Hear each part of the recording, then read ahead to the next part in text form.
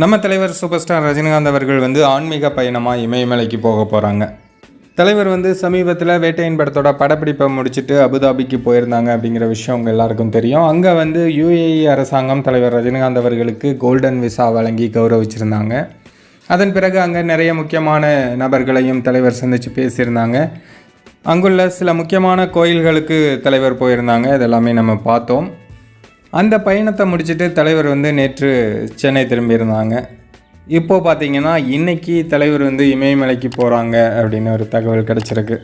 இமயமலையில் ஒரு வார காலம் தலைவர் வந்து ஆன்மீக சுற்றுலாவுக்கு ஏற்பாடு பண்ணியிருக்காங்க அப்படின்னு சொல்கிறாங்க.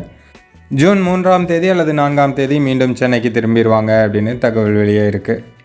தலைவர் வந்து எப்போவுமே ஒரு படம் துவங்கும் போதும் சரி அல்லது இப்போ ஒரு படத்தை முடித்த பிறகும் சரி ஆன்மீக சுற்றுலா போகிறது வந்து வழக்கமான விஷயந்தான். இமயமலைக்கு தலைவர் அடிக்கடி போவாங்க.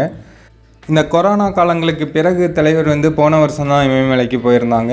அங்கே எடுக்கப்பட்ட வீடியோக்களும் புகைப்படங்களும் அப்போவே சோசியல் மீடியாக்களில் செம வைரலாச்சு. அதே போல் இப்போ ஒரு வருடம் கழித்து மீண்டும் தலைவர் வந்து இமயமலைக்கு புறப்பட போகிறாங்க. ஸோ அங்கே எடுக்கப்படக்கூடிய வீடியோக்களும் புகைப்படங்களும் சோசியல் மீடியாக்களில் வைரல் ஆகும்.